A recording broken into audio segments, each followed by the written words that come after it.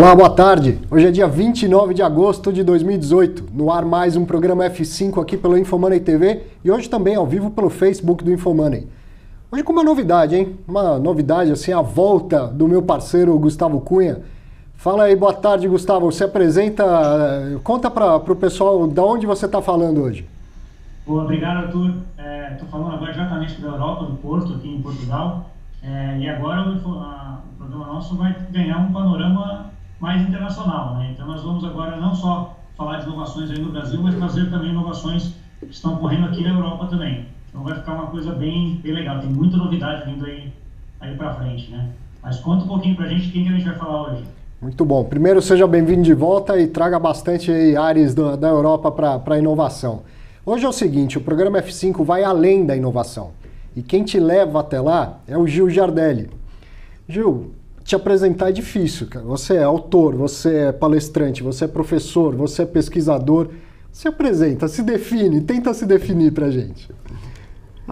Eu sou uma pessoa que primeiro eu comecei aí no começo desse boom da internet a estudar essa economia digital. Agora já estou transitando pelos estudos de futuro. Dou aula em várias escolas de negócios do Brasil e do mundo. Comecei vários cursos pioneiros aqui no Brasil. Acho que, primeiro de tudo, eu sou um professor. Sim. E um curioso dessa transformação radical que nós estamos passando. Eu fui seu aluno na ESPM no começo do ano passado, né? O Gil, esse programa ele chama F5 porque a ideia é o refresh, né? Dar um F5 para atualizar. E você é o cara que sempre me atualiza. Desde 2012, com o seu livro Você é o que você compartilha, aquele livro para mim já foi sempre essa sensação de, putz, eu pego isso aqui e me atualizo. Quanta coisa que está acontecendo que eu nem sabia e o Gil está lá atualizando as pessoas, né? Eu estava folheando de novo o livro, o trabalho que deve ter dado aquele monte de QR Code, que em 2012 muita gente nem sabia o que era. E hoje o QR Code é um negócio espalhado pelo mundo, aí, principalmente no mundo financeiro, né?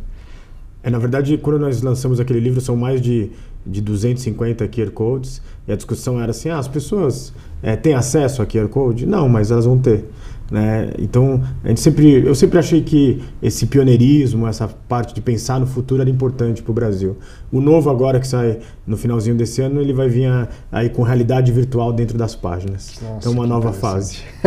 Sempre à frente, né?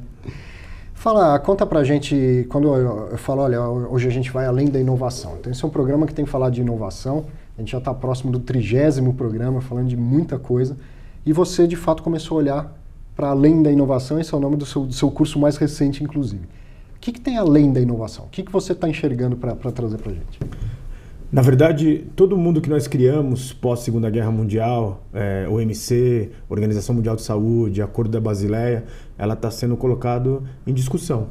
Aquelas respostas que nós tínhamos antigamente já não cabem mais nessa nova era. Sim. Se a gente for para a área dos negócios, quase tudo que nós ensinamos nas cadeiras de administração são processos que são pessoas que têm que pensar, colocar no panteão dos gênios do século XX, mas já não cabem mais. Uhum. Se a gente for um pouquinho mais atrás na economia, por exemplo, a riqueza das nações de Adam Smith, que é o que trouxe o mundo até aqui, ele é, enfim, fundamental, fabuloso, mas já não consegue mais responder essa nova era. Por exemplo, quando nós temos um lugar onde a produção de grandes marcas globais começam a ser feitas em fábricas em alto mar, em fábricas navio. Aí a discussão que se tem, para quem está se pagando imposto? Sim. E aí, muitas dessas empresas estão respondendo. É como jogos em alto mar. Não tem imposto para eles, porque haverá para nós. Então, eu acredito que a gente está vivendo um futuro muito mais inteligente, mas esses próximos 30 anos eles serão doloridos. Muita mudança. Deixa eu aproveitar, até pegar um gancho aqui no que você está comentando, Gil. Porque assim, isso afeta as empresas, mas afeta os estados também, né? E você vê algumas iniciativas de alguns estados, mas parece que à frente em relação a isso. Tem uma regra, já tem alguma coisa mais que você vê assim, que esses estados estão indo para esse lado, isso provavelmente vai trazer uma coisa melhor para frente, ou ainda está muito em teste, cada um fazendo o seu teste? Na verdade, você já tem hoje algumas nações que estão à frente do seu tempo, que já lançaram documentos que seriam documentos que colocam o que seria chamado da economia da inteligência artificial. Realmente, a inteligência artificial está mudando todas as formas de governo, de educação, de economia. né? Quando a gente sai um pouquinho do conceito de economia da inteligência artificial, blockchain, por exemplo, ele pode ser o fim do Estado-nação. Ele pode ser um conceito onde você vai ter que rediscutir sobre qual é o conceito desse Estado-nação. A educação, da forma como é concebida até hoje, o espaço concreto e a aula cronometrada já não cabe mais, né? A democracia, que eu prezo muito, eu acho que a coisa é o melhor que nós temos hoje, infelizmente ela está sendo completamente, ela está se destroçando no mundo inteiro. E aí eu acho que vale muito a pena, depois pode colocar no site, por exemplo, o documento que leva a República da França nesse conceito da economia da inteligência artificial, lançado pelo presidente Macron no começo do ano. É o documento dos governos chineses, né? Depois eu posso falar um pouquinho da China, que eu vi lá agora. E são ainda só 12 países que pensaram nesse conceito de futuro. E apesar da China estar dando saltos na inteligência artificial, quem pensou primeiro nisso, nessa nova estrutura da economia da inteligência artificial, foi os Estados Unidos, num documento que quem quiser o acesso, em 2015. 2015. A gente está falando de uma fronteira muito nova. É realmente... E o outro ponto que muitas empresas estão falando do mundo VUCA, né? Que seria volátil, incerto, complexo e ambíguo. O grupo que eu faço parte, ligado à Federação dos Estudos de Futuro, já acredita que o mundo VUCA acabou. A gente acelerou de um jeito que a gente está no que é chamado hoje de tempos pós-normal. Esse tempo pós-normal traz muitas contradições, muita complexidade e muito caos. E isso está sendo um desafio para todas as áreas da humanidade. Mais volatilidade do que o mundo VUCA que ficou para trás, então. Muito mais, e muito mais aceleração, e muito mais mudança, e aqueles países que realmente não prestarem atenção nisso, tende a ficar... porque você ficar longe da corrida da primeira, da segunda e da terceira revolução industrial te trazia consequências sérias. Mas agora ficar longe da quarta revolução industrial, as consequências ainda não dá para mensurar qual vai ser o impacto disso na economia. Ela é muito mais rápida, né? Ou todo mundo... pelo menos tenta começar alguma coisa nesse caminho, ou realmente vai ficar para trás de uma maneira muito rápida. Se a gente pegar a escola dos economistas, né, Joseph Schumpeter, ou Schumpeter, não sei como vocês preferirem, ele já falava em 1942 da destruição criativa. Ele falava que se você não estivesse pronto para destruir criativamente o que você faz hoje, em qualquer área, seja de governo, de empresas, de educação, alguém faria isso por você. Quando ele fez esse livro em 1942, ele acreditava que esses ciclos eram ciclos de 100 anos. Depois ele corrigiu para 50 anos e hoje a gente está vivendo com uma perspectiva de barbatana de tubarão. Em um ano, quase tudo que você imaginou, você vai ter alguém no mundo que vai colocar isso para funcionar. E aí não é mais o maior comendo o menor, é o mais rápido, deixando os lentos para trás. E aí, nesse cenário, a parte das pessoas também é um problema gigante, né? Porque assim, eu vejo assim, a parte dos estados, a parte das empresas, mas ao mesmo tempo você tem pessoas desse mundo, que certamente você está em contato com todos, que causam assim, uma ansiedade muito grande, né? Porque tudo é para onde, tudo está acabando. Como é que adapta isso? Nós temos aí dois fatores que são, dois processos que são bem complexos. Primeiro, o desemprego tecnológico e uma sociedade com menos trabalho. Isso em qualquer área, né? Se a gente colocar aqui, por exemplo, na área de negócios, já tem uma empresa muito grande na Ásia que ela tem 5 conselheiros. Só que um dos conselheiros é uma máquina de inteligência artificial. Nossa, que e esse 5º conselheiro, ele está dando ideias e recomendações quase que de 100% de assertividade. Então, quer dizer, a gente já está com o desemprego tecnológico nos conselheiros de grandes empresas. Se você pegar isso ainda mais, digamos, em outras hierarquias inferiores, o desemprego, então, está sendo gigantesco. Isso vai acontecer com o motorista de ônibus, de táxi, de médicos, de advogados. Vai ser todas as cadeias. Então, como a gente faz essa transição nos próximos 30 anos? Por outro lado, aqueles que estão trabalhando e estão na alta produção, eu fui estudar, até a década de 80, um executivo, ele tinha um ambiente complexo a cada 10 anos para enfrentar. Na década de 90, 2 ambientes complexos a cada 5 anos. E hoje existem empresas que estão vivendo aproximadamente 20 ambientes complexos, que vai desde transformação digital, novos concorrentes, mudança de liderança, 4ª revolução industrial. Então, hoje, além das pessoas que estão preocupadas com manter seu emprego, tem aquelas que precisam ficar preocupadas em como se manter atualizada nesse novo mundo. Então, mas ao mesmo tempo que tem uma destruição de empregos do passado ou estáticos, vai ter um reemprego aí, vai ter uma criação. Você fala mais em abundância do que no contrário, na verdade, o que a gente deve enxergar para esse futuro aí? Não, abundância, e a verdade está sobrando emprego de alta capacidade tecnológica, inovadora. Vamos dar aqui só um exemplo aproximado. Eu tive num evento agora de tecnologia. Para uma determinada profissão, hoje o Brasil tem um déficit que é mensurado entre 300 mil e 600 mil pessoas. Se a gente tivesse essas 300 mil e 600 mil pessoas formadas, elas teriam emprego na mesma hora. Então, o que está acontecendo? Todos os documentos, especialmente o documento, eu vou pegar o documento mais pé no chão, que foi de um consultor do Federal Reserve americano. Ele disse que cada emprego que está sendo fechado pela ruptura digital, em média você está abrindo quase 2,6 novos. Que interessante. Você tem aí a escola europeia que diz que está se criando um fator de inovador numa economia, quando ela se torna inovadora, é um fator de 6 vezes, você aumenta a economia em 6 vezes. Então a abundância chegou. Qual é o problema? Não está dando tempo para a academia, para as instituições, para os países prepararem as pessoas nessa transição. Porque aquilo que a gente falou no começo é tão rápido que... vamos pegar aqui numa área que eu estudo bastante. Você precisava muito, há um ano atrás, de profissionais de Big Data. Continua precisando. Mas agora você tem vagas, por exemplo, de terapeutas para a inteligência artificial. Então, assim, como que se cria essas profissões? Como que a gente faz esse mundo realmente... as pessoas preparadas para esses novos empregos? Esse mundo não é beta? Ele não vai na tentativa e erro? O terapeuta de hoje ele não pode tentar ser o terapeuta digital de amanhã ou não dá tempo? Não, eu acho que tudo dá tempo. Eu acho que ele precisa. Eu acho que o maior desafio nosso é quando você tem um momento de uma mudança de era, não é uma era de mudança, a gente está mudando de era. Quando você tem essa mudança de era, você tende a criar em grande parte das pessoas o que a gente chama de inércia pessoal. A pessoa fica está acontecendo tanta coisa que eu não estou dando tempo de entender. E aí a pessoa tenta paralisar, ou tenta defender o seu emprego, ou tenta até, de uma certa forma, a gente está vivendo esse pêndulo no mundo, ele fica muito mais, digamos, tradicionalista, ele quer voltar ao passado, ele quer voltar ao mundo que não volta mais. Então, quando a gente falava, parece até uma frase bobinha, mas o mundo muda radicalmente todo dia. E isso daí, antes ele mudava radicalmente a cada século, né? Depois a cada 10 anos, e agora é todo dia. E nesse sentido, Gil, como é que você comentou um pouquinho, tem algumas profissões que estão sendo criadas e tudo, né?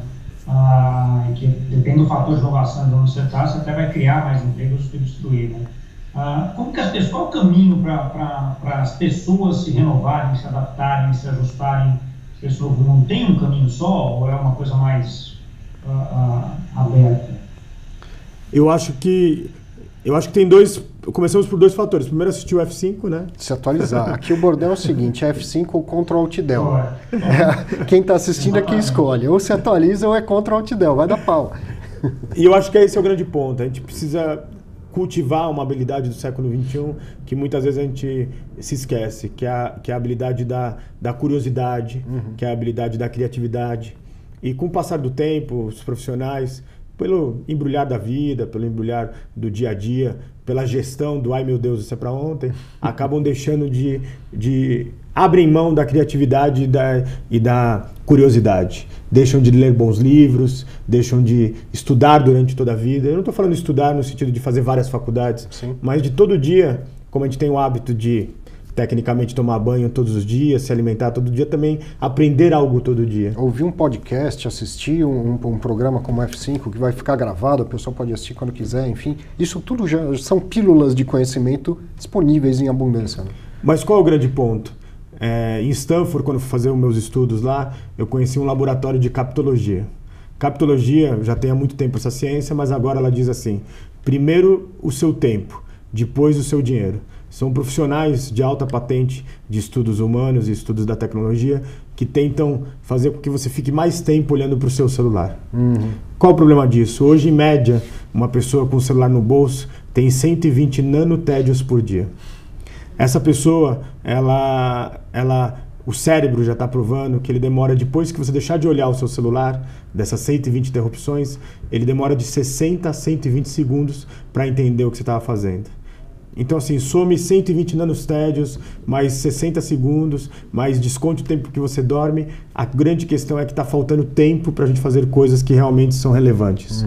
E aí eu acho que está na hora da gente sair dessa infância digital e começar a ter 15 minutos para escutar um podcast ou um vídeo num site de compartilhamento de vídeos. Acho que isso é importante. A gente tem que colocar na sociedade que o estudar ele é importante e ele pode ser feito em qualquer lugar.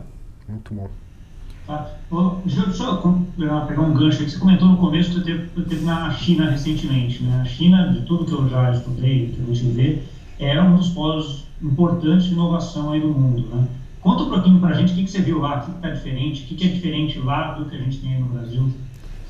Vou começar, existe uma cidade que é Shenzhen, que hoje é a cidade onde nasceu Alibaba, nasceu aquela fábrica de drones DJ, enfim, ela é hoje a grande fábrica do mundo realmente. As grandes marcas de eletroeletrônicos estão lá. E imagine que em 1979 ela era uma vila de pescadores bem pequenininha e o governo chinês escolheu, em 1979, abrir ali a primeira área de economia do futuro. O resumo da história é que eles aumentaram a população em 3.000%, a economia em mais de 9.000%. Hoje aquela Baía da inovação, que é ali Hong Kong, Macau e Shenzhen, é grande parte da inovação asiática. É uma abundância como eu nunca vi. Eu esperava ver uma cidade que era uma cidade extremamente poluída, mas ela é uma cidade que talvez uma das cidades que eu visitei no mundo com mais árvores que eu vi. O congestionamento quase zero. É uma cidade inteligente do século XXI. Para você ter uma ideia, essa cidade tem mais de 60 arranha-céus com mais de 300 metros de altura. 300 metros chega realmente à nuvem. E aí as pessoas ali estão trabalhando com muita segurança, com muita confiança, pessoas do mundo inteiro. E o que é mais interessante, se lá na década de 80 eles foram os copiadores do mundo, agora o projeto deles é serem a Milão global. Ou seja, o design, o projeto especial, as incubadoras estão em todos os lugares, as startups. E aí num debate que eu vi, aí saindo um pouco de Shenzhen e indo para Macau, para Hong Kong, eu vi uma pessoa falando assim, os Estados Unidos está sendo ultrapassado porque nós chineses estamos trabalhando com muita determinação para ser o grande líder dessa economia da inteligência artificial. E o que eu mais vi ali foram empreendedores tendo orgulho de ser chineses. Aquilo foi fantástico. Acho que é uma nova forma da gente enxergar o mundo. E eu que tinha uma série de conceitos pré-estabelecidos da China, 99% deles foram totalmente desconstruídos, porque é uma nação muito compartilhada, muito humana e muito sem poluição, enfim. Foi muito bacana ter conhecido. Um projeto de longo prazo. E aí, trazendo para o Brasil, como que você vê o Brasil nesse processo? Eu fui analisar a proposta de todos os candidatos à presidência, né, presidenciáveis, e eu fiquei muito espantado que nenhum deles fala sobre essa nova economia da inovação, ou se desse os passos atrás, a economia digital, a economia circular. Né? Eu vi um país que hoje está discutindo ainda coisas que deveriam ter ficado talvez no século XIX. Eu entendo que tem coisas que são fundamentais, são básicas para a humanidade, para um país, como educação, saúde e segurança. Eu acho que isso tem que se discutir, mas não é só isso. Os empregos do futuro, a economia do futuro, ela tem que ser discutida por um presidenciável. Talvez isso ajude a resolver essas coisas que ficaram no passado, né? Pode ter uma tecnologia que resolva mais facilmente o nosso problema de saneamento básico, por exemplo. Enfim, tem que olhar para frente também, né? Vamos voltar para a China. Né? A China está usando inteligência artificial para escanear todos os 1 bilhão e 400 milhões de chineses e qualquer pessoa que visite eles. Você pode entender que aquilo pode ser uma grande arma do governo, mas o que eu percebi dos chineses é que eles estão entendendo que agora a segurança, os níveis de qualquer tipo de crime caíram quase a zero. Porque se você fizer alguma coisa errada numa rua, vão te encontrar em qualquer lugar. Eu acho que a gente vai ter que entender, talvez abrir mão um pouco da nossa privacidade, mas também ter uma sociedade mais, digamos, segura. Existe ali em Xangai, um lugar na beira do rio que chama Bondi. E todo dia imagina que acontece como se fosse uma festa de Ano Novo da praia de Copacabana. O que é impressionante, São milhares de pessoas que vão todos os dias ali ver os fogos de artifícios eletrônicos, porque eles são nos grandes prédios, nos arranha-céus, e a hora que eles vão embora, não existe nenhuma sujeira, um papelzinho fora do lugar. Eu acho que isso faz parte de um amadurecimento da sociedade. Então é possível a gente tratar de problemas que são essenciais, como segurança, saúde, mas também eu acho que a gente tem que se dedicar a estudos do futuro. E aí, só para colocar uma observação, o Brasil é a única das 20 economias que não tem uma cadeira de futuro ligado à presidência da República. Aqueles documentos que eu falei sobre o pensamento de futuro de uma nação foram preparados por especialistas disso. E eu acho que o Brasil precisa começar a ter essa cadeira de estudos do futuro. Até em Brasília eu tive um debate com um alto funcionário do Ministério da Fazenda. Ele falou assim, não, mas nós fazemos isso. Eu falei, olha, eu imagino até que vocês tentem, mas quase tudo que vocês estão pensando são pensamentos para 4 anos, às vezes 2 anos, dependendo do que acontecer no meio do caminho. Não é um projeto de longo prazo como você vê na China, né? Gustavo, então com o tempo aqui estourado, mais alguma coisa daí? Tinha mais uma perguntinha só. Gil, você falou um pouquinho dos candidatos aí que não tem essa parte de... Muitos até não estão preocupados, não tem nada sobre inovação, sobre essa nova economia, né? Eu posso entender disso daí que assim, esse negócio também parou de ser um negócio progressivo também, né? Porque você vai ter que passar por todos os pontos, né? Como está sendo um negócio mais exponencial, você já pode pular algumas coisas e já ir direto lá na frente. Está certo eu falar isso ou você acha que deveria passar por todos os passos aí, como se fosse uma revolução industrial mesmo, né? Mas passo a passo. Não, tem países que estão dando saltos. Se eu pegar, né, desculpa até ser repetitivo, mas os chineses eles não tiveram a era do PC, dos computadores, e eles caíram direto na era dos celulares. Eles não tiveram um serviço de bancarização que colocasse aqueles 1 bilhão e 400 milhões de pessoas. Hoje a bancarização é pelo celular, não por cartões de plástico.